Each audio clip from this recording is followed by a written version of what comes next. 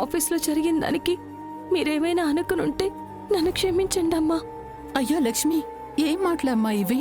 నన్ను కొత్తగా క్షమాపణలు అడుగుతున్నావు? నాకు తెలుసమ్మా, నేను అర్థం చేసుకున్నాను. పద్మాక్షి నాకు ఫోటో చూపించినప్పుడే నేను తనకి చెప్పాను, లక్ష్మి నిజంగా అయితే ఆ పని చెయ్యదు అని. అదేదో ఆఫీస్ ప్రాజెక్ట్ వర్క్ అని మీరు నిన్న చెప్పిందే నేను తనకి చెప్పాను.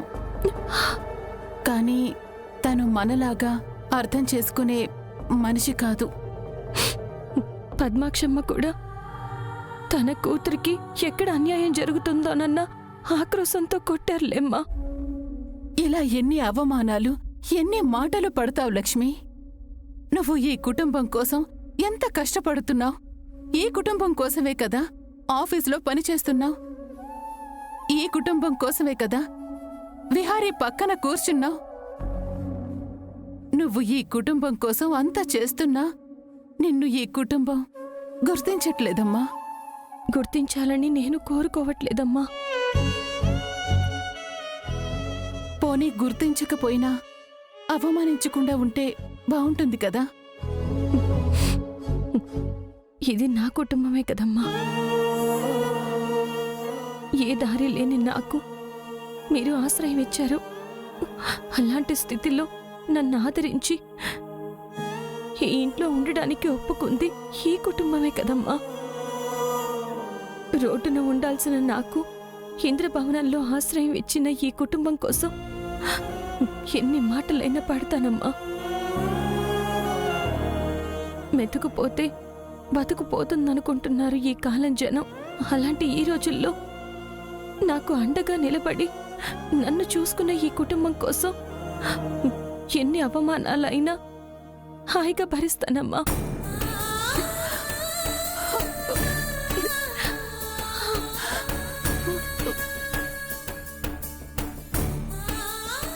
ఊరుకోమ్మా, అంతా మంచి జరుగుతుంది. ఆహాహాహా! ఎంత మాటగారివి లక్ష్మి నువ్వు. ఇలా మా అత్తయ్యని బుట్టలో వేసుకుంటున్నావా? సహస్ర, నువ్వు తనని తప్పుగా అర్థం చేసుకుంటున్నావమ్మా. నేను కాదత్తయ్య, మీరే తనని చాలా ఎక్కువగా నమ్ముతున్నారు. ఈ కుటుంబం నీ కుటుంబం ఎలా అవుతుంది చెప్పు. నీకు మాకు వేలు విడిచిన సంబంధం ఏమైనా ఉందా? లేక మా అత్తయ్యకి నీకు ఎక్కడో బీరకాయ పీచి చుట్టరిక ఉందా? చెప్పు. ఏంటి నోరు లెగట్లేదు? అదే మా అత్తయ్యకైతే మంచి మంచి ప్రవచనాలు కన్నీళ్లు మిక్స్ చేసి మరీ బాగానే చెప్తున్నావు కదా. సహస్ర, చాలు. ఇంక తనని వదిలే. తనని వదిలేయాల్సింది నేను కాదత్తయ్య, మీరు.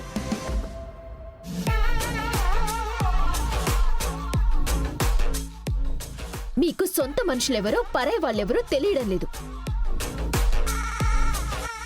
బయటోళ్ళ మీద ప్రేమ కురిపించి ఇంట్లో వాళ్ళని పట్టించుకోవడం లేదు.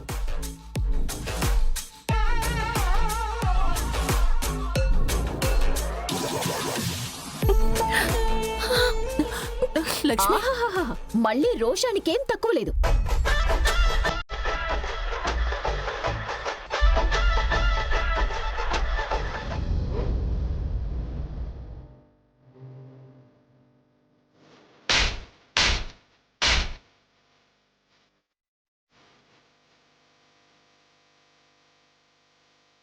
ఇక నీ పక్కన కాదు, నీ దరిదాపుల్లో కూడా ఆ లక్ష్మి రాకూడదు. వస్తే నేను నా కూతురు సహించం.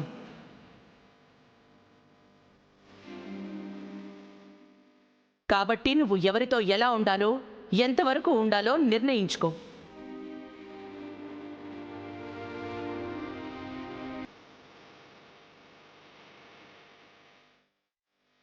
ఇహర్ బాబు,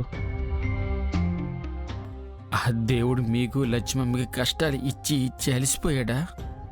లేక మీ ఇద్దరిని ఏడిపించి ఏడిపించి ఆయన కొంచెమైనా జాలి కలగదా?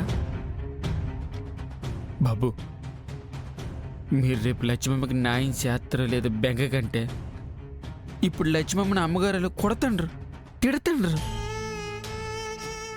అంతెందుకు మిమ్మల్ని బాధపడతాండ్రు. ఒక పక్క సహస్రమ్మ మీతో పిల్ల అంతండ్రు, పద్మాక్షమ్మ మీరిచ్చిన మాట అంతండ్రు. అసలు ఏంటి తెలియని మీ అమ్మగారు తన కోడల ముందే సహస్రంతో పెళ్ళి మీతో చేస్తానని అంటారు. ఇది చూడడానికి నాకెంత కష్టంగా ఉంది, భరించే మీకు ఎంత నరకంగా ఉందో నేను ఊహించగలను బాబు. మీరేటి చేస్తారో నాకు తెలియదు బాబు, కానీ ఈ పరిణామాలన్నీ ఎటు తీసుకెళ్తే నాకు అర్థం కావట్లేదు. పండు, రేపటి రోజు గురించి ఆలోచించట్లేదురా. ఎందుకంటే గతంలో ఇరుక్కుపోయి ఉన్నాను. ఇప్పుడు జరిగేవి తప్పించుకుంటే చాలు, ఈ క్షణం గడిస్తే చాలు అనుకునే స్థితిలో ఉన్నానురా. ఇంకా దేని గురించి ఆలోచించట్లేదురా. బాబు మీకు చెప్పినంత కాదు, కానీ మీరు ఒక నిర్ణయం తీసుకుంటే మంచిదని నాకు అనిపిస్తుంది. మీరే ఆలోచించండి బాబు.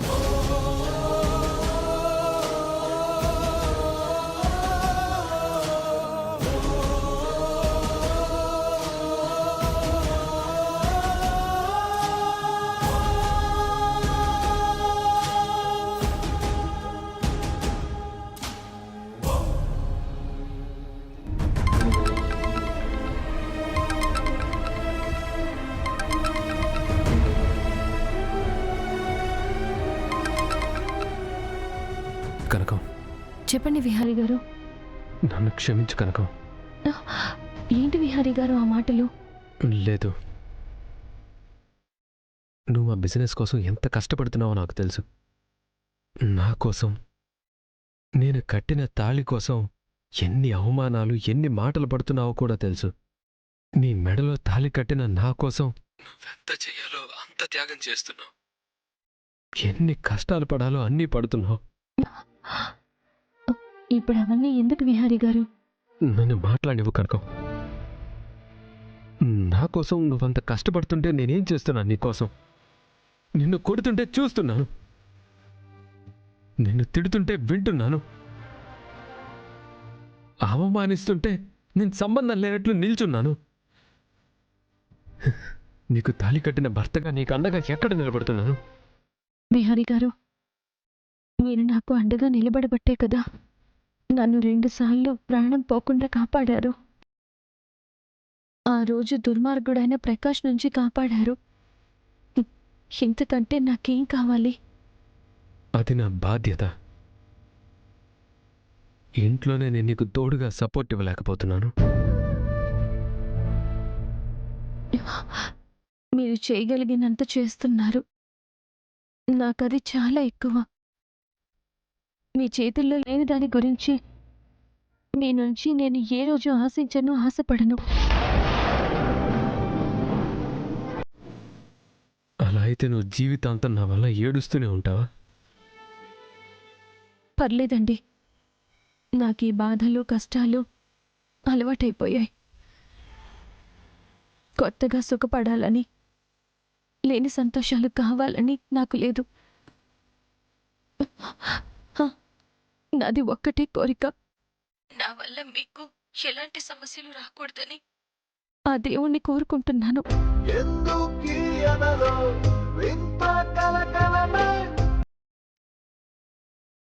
సరే కనుకో, రెస్ట్ తీసుకో. అలాగే.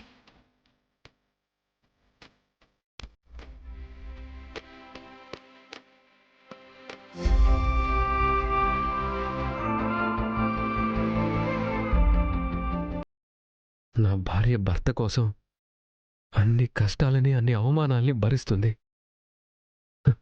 మరి నా భార్య కోసం నేనేం చేస్తున్నాను? లేదు, నా వల్ల ఇప్పటి వరకు తను అనుభవించింది చాలు. ఇక నుంచి తను ఆనందపడాలి, సుఖపడాలి, కానీ అస్సలు బాధపడకూడదు. అలా నా భార్య ఉండాలంటే నేనందరికీ నిజం చెప్పాలి. ఆ నిజం చెప్పడం వల్ల ఇంట్లో గొడవలు జరగచ్చు, ఇంకా ఏమైనా కావచ్చు, కానీ ఏదో ఒకరోజు నిజం బయటపడుతుంది.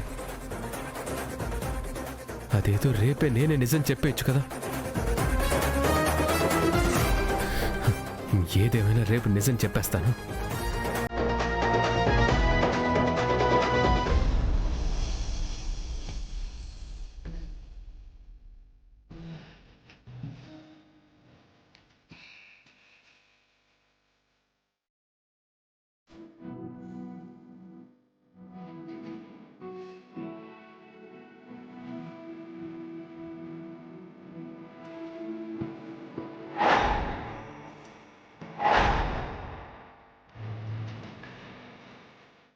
ఏ పనైనా సరే నీకు బిహారీతో పాటుగానే తన పక్కనగానే నిన్ను చూశానంటే బాగుండదు, గుర్తుపెట్టుకో.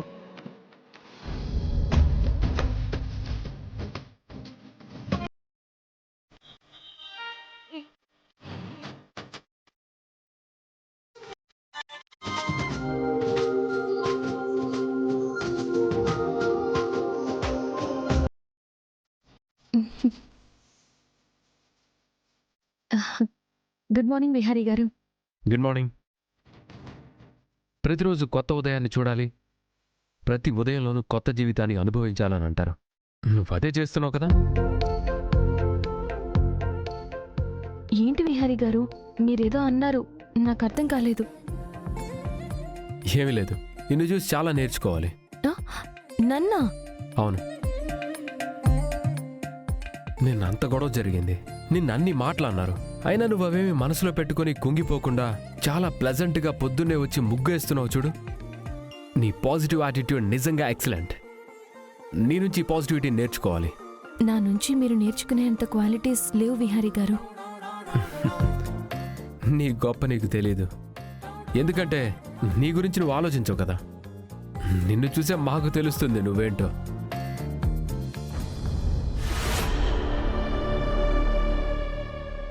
నాకు ఆ మాటలు అవమానాలు అలవాటే విహారీ గారు. మీకే కొత్త, మీరవన్నీ అంతగా పట్టించుకోకండి.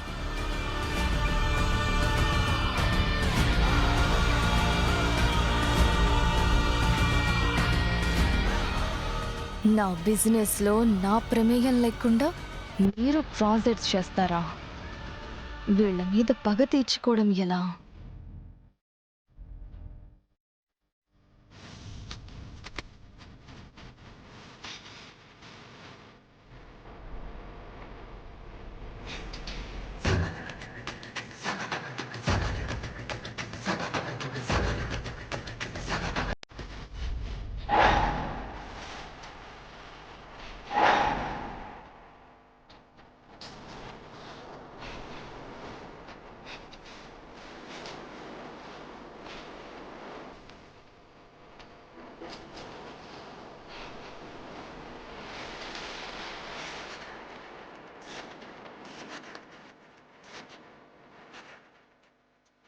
సరే లక్ష్మి, నేను ఫ్రెష్గా వస్తాను.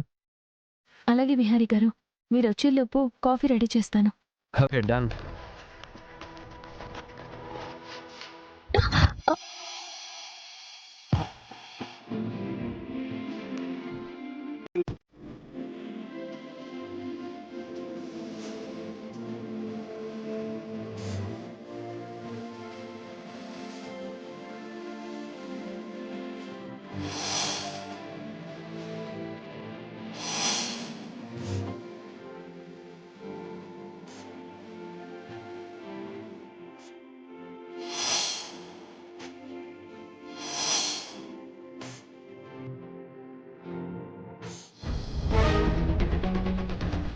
ససరమ్మ ససరమ్మ, ఏంట్రా? మీరు కిందకు వస్తాను రేటి. అంటే పైనుంచి మీ అమ్మగారు పిలుస్తున్నారమ్మా. నిజమమ్మా, మీరు వెళ్ళండి.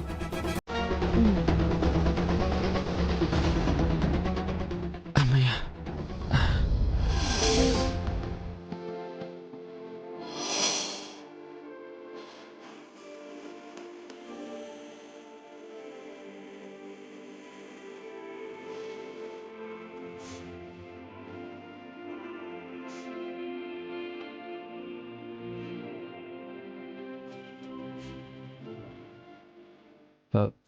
Thank you.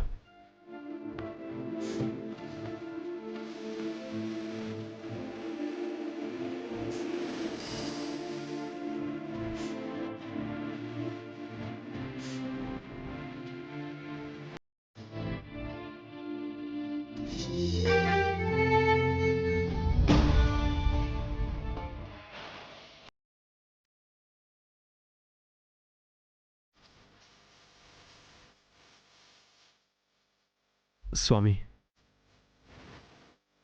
నేను ఈరోజు ఒక పెద్ద నిర్ణయం తీసుకోబోతున్నాను. నా జీవితంలో నువ్వు వేసిన చిక్కుముళ్ళని ఈరోజు విప్పేద్దామని డిసైడ్ అయ్యాను. ఇకపై నాకు కానీ లక్ష్మికి కానీ ఎలాంటి అవమానాలు ఉండకూడదని మా మధ్య నువ్వు వేసిన రహస్యపు బంధం గురించి ఈరోజు మా వాళ్ళందరి ముందు చెప్పేస్తాను స్వామి. ఆ నిజం వల్ల ఎవరు ఎలా రియాక్ట్ అవుతారో కూడా తెలీదు. కానీ నేను ఇంకెన్నాళ్ళలో ఈ భారాన్ని మోయలేను స్వామి. అందుకే ఈరోజు మా వాళ్ళందరికీ అన్నీ తెలిసిపోవాలి. బట్ దీనివల్ల ఎవరు ఎఫెక్ట్ అవ్వకుండా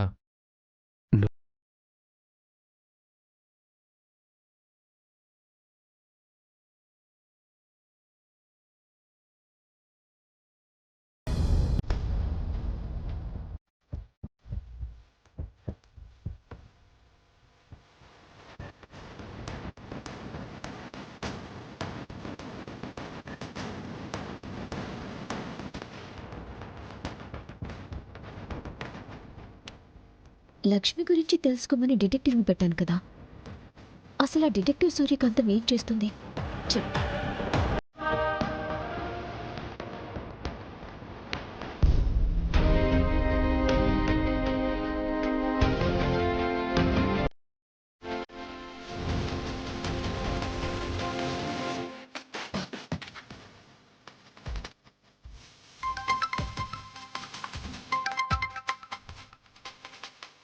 హాయ్ మేడం.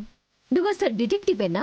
నేను డిటెక్టివ్ కాకపోతే మీరు నాకు ఇన్వెస్టిగేట్ చేయమని ప్రొఫైల్ ఎందుకు ఇస్తారు, అడ్వాన్స్ ఎందుకు పంపిస్తారు? నువ్వు రియల్ డిటెక్టివ్ అయితే ఈ పాటికి నేను ఇచ్చిన ఆ లక్ష్మి ఫుల్ డీటెయిల్స్ అన్నీ నాకు చెప్పేదాన్ని. నేను మీ పనిలోనే ఉన్నాను మేడం. నువ్వు నా పనిలో ఉండటం కాదు నాకు కావాల్సింది. నా పనిని త్వరగా ముగించి రిజల్ట్స్ చెప్పడం నాకు కావాలి. అన్నీ త్వరలోనే చెప్తాను. అసలు ఎక్కడి వరకు ఇన్వెస్టిగేషన్ చేసావు నువ్వు? ఆ లక్ష్మి వాళ్ళ ఊరు రాజమండ్రి అని తెలిసింది మేడం.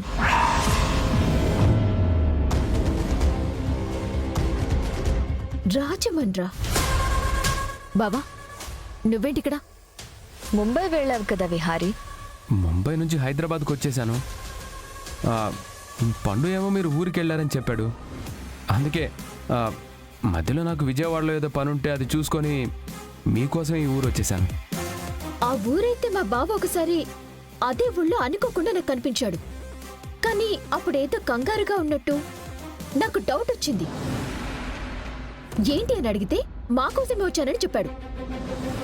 కానీ సంథింగ్ బిహైండ్ దిస్, ఏదో నాకు తెలియని స్టోరీ ఉందనిపిస్తోంది. అయితే ఆ లక్ష్మితో పాటు మీ బావగారి గురించి కూడా ఎంక్వైరీ చేయండి మేడం. వద్దు, ముందు ఆ లక్ష్మి గురించి కంప్లీట్ గా తెలుసుకొని త్వరగా దాని డీటెయిల్స్ చెప్పు నాకు. Okay madam.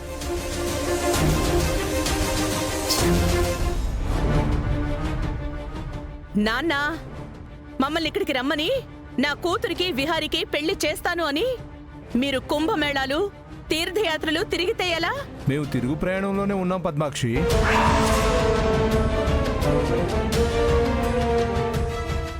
అదేంటి ఇవాళ వచ్చేస్తానన్నారు కదా, ఇంకా ఎందుకు రాలేదు? ప్రయాణం ఆలస్యమైందిలేమ్మా. మీరు త్వరగా ఇక్కడికొచ్చి నా కూతురికి విహారికి పెళ్లి చేయిస్తారా, నన్ను ఇల్లొదిలి వెళ్ళిపోమంటారా?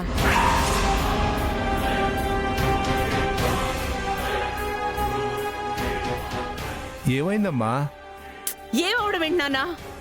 నేను ఇక్కడికి ఎందుకు వచ్చానో ఈ విషయం మీతో పాటు ఇక్కడ అందరూ మర్చిపోయారు. అదేం లేదమ్మా, నువ్వు ఉండు, మేము వచ్చేస్తున్నాం కదా. త్వరగా రండి నాన్న.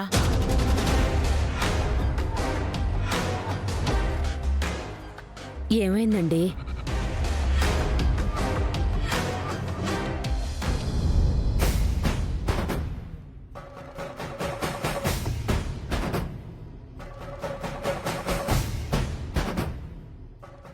కిందకెళ్ళి అందరినీ పిలిచి మొత్తం నిజం చెప్పేస్తాను. ఆ నిజం వల్ల ఏర్పడే కాన్సిక్వెన్సెస్ నేనేదైనా ఫేస్ చేస్తాను. ఆ నిజం ఎప్పుడైనా తెలియాల్సిందే.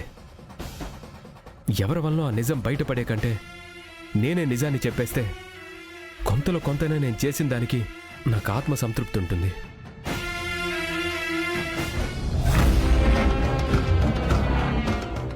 వదినా, ఎదుగో కాఫీ. ఇంకా ఎన్ని రోజులు ఇలా కాఫీలు ఇస్తూ కాకమ్మ కబుర్లు చెప్తూ మమ్మల్ని ఇక్కడే ఉంచేస్తావు? ఏమైంది వదినా? నీకు ప్రతిసారి రామాయణం అంతా చెప్పినా మళ్ళీ ఏమైంది అని ఏమీ తెలియనట్టు అమాయకంగా అడుగుతున్నావు.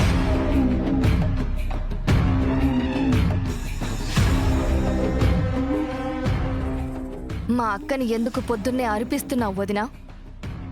నేనేమీ చేయలేదంబిక, కాఫీ తెచ్చిచ్చాను అంతే.